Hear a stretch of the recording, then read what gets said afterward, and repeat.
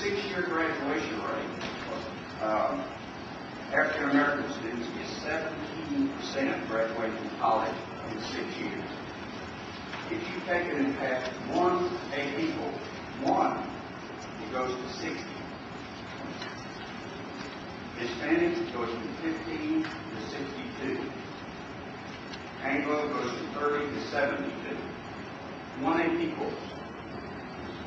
And where in this country are AP courses oftentimes not offered? In schools where we have not as many resources, and the expectation is, gee, we shouldn't bother with that. That's wrong. Now, in addition to this graduation rate, we're all worried about college costs. Let me show you the scholarship money earned by those students who took and passed AP courses. $60 million were earned in scholarships in these 10 Dallas public schools as a result of this program. So what ExxonMobil allowed us to do is to offer to replicate this program across the country. We saw proposals from states, and 29 states applied to duplicate this program. 29. We chose our first 7 grantees. They were, and my memory is such I had to get out with a sheet of paper. The first 7 states we granted money to were Virginia, Alabama, Massachusetts, Connecticut, Arkansas, Kentucky, and the state of Washington. We didn't need to offer it within the state of Texas because it was already here and supported by the state legislature. Now what we need to do is to get that program in all 50 states. And with Congress's help, we can do that. The private sector has stepped up and invested $140 million in this program. Heretofore, the federal government only invested $33 million in the program. I would think that we could at least step up and match what we've done on the private sector side. Because this one thing, look at the difference it makes. It's the difference between being a successful student, no matter whether you're going to be an engineer or a scientist.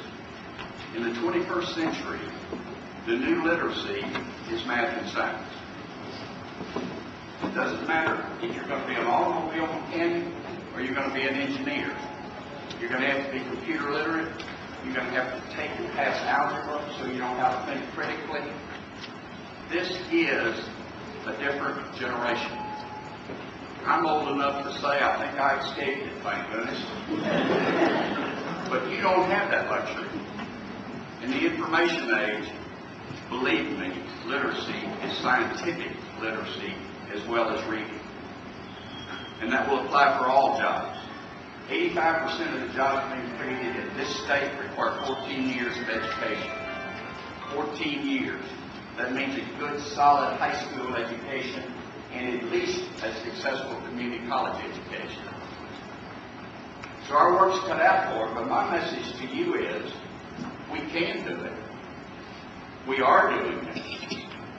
And it's simply a matter of do we have the public will to step up and do it across the country for everybody. And when you have programs that work and we're not replicating it, then we all ought to be bothered about why we're not doing that. We're also going to duplicate a second program called UT, which is also in Congresswoman Johnson's bill. It takes entering college freshmen. They enter a school of natural sciences or math. They graduate 4 years later with a math or science degree and a teaching certificate in 4 years. But they have a major in math and science. So when they go in the classroom, and 92% of the students that enter this program go into public school teaching, and 80% are still teaching 5 years later. Why? Because they have content knowledge. They know their subject matter. They can inflame interest from their students. So we're launched on replication. We're going to do other successful programs because this is critical to our country. Look at the history of our country. We've always been ahead ahead in innovation. Why is that important? Because we want to compete on the high end of the wage scale, not the bottom end. And if we don't keep up on innovation, we're going to start competing on the bottom end. India and China today produces 1 million more engineers than we do. People say to me, well, that's only a small percentage of their population. So what? They're producing 1 million more engineers a year than we are. Now, eventually, that's going to catch up with us. And we can either act now, and that's why they call it rising above the gathering storm. The storm is gathering. But we need to quit talking and start implementing programs that work. So thank you, and thank you, Congress. You laid out the blueprint. And I want you to know that if you invest in this blueprint, it works. And it'll make a difference to the kids that you represent. Thank you so much.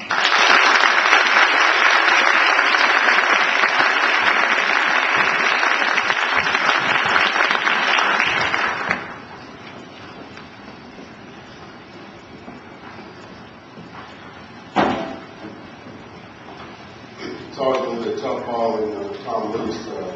I have the opportunity to do that very often these days because, as Tom has already mentioned to you, the ExxonMobil Corporation and ExxonMobil Foundation are partnering with Tom as the founding sponsor of the National Math Science Initiative. Very quickly, why we did this is because we see finally a program that is directly focused on solving or dealing with this issue of STEM education in the United States. They're very focused, they're very motivated, quite encouraged with the progress today. But today I want to take just a few minutes and talk about some different parts of this issue, the educational disparities and what we're seeing in differences in performance of majority students and majority students in this country. I'm going to go through this very quickly. One of the issues that we know from data that's readily available is that if you happen to go to school in a high poverty or high minority district in the U.S., you're more likely to be taught by a teacher who has probably been drafted to teach the subject as opposed to having been prepared through their own academic discipline. Now, the National Math and Science Initiative, in part, will begin to work this issue by producing more teachers who have actually studied mathematics or the natural sciences, gained their teaching certificate, and we hope are motivated to teach. In many cases, teach in urban schools, in low-income schools, and in rural schools around the country where we see this disparity. But generally speaking, as you can see from the chart here, we're twice as likely to be taught by a teacher who does not necessarily have the requisite academic background to teach the subject. The next chart deals with the experience level of the teacher. If you happen to be a minority student or a student in a low-income district, chances are you'll be taught by a less experienced teacher.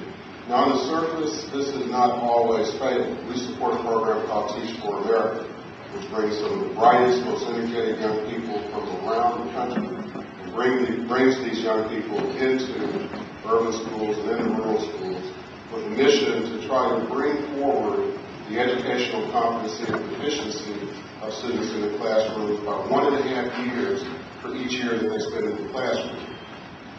There are other very bright, energetic teachers who come into our schools.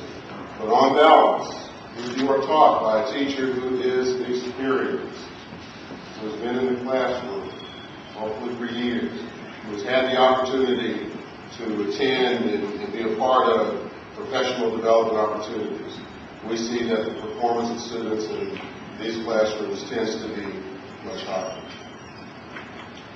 Next chart, this is one that I'm particularly concerned about, Congressman Johnson, and that is that in many schools around the country, if you happen to be an African American student, or you happen to be a Latino student, or you happen to be a student from a low-income community, the chance of you actually being placed on a high school track that prepares you for college is less than half that of the majority community. Now, what does it mean to be placed on a track that prepares you for college? Very simply, 4 years of English, 3 years of math, 2 years of natural science, 2 years of social science, and 2 years of foreign language.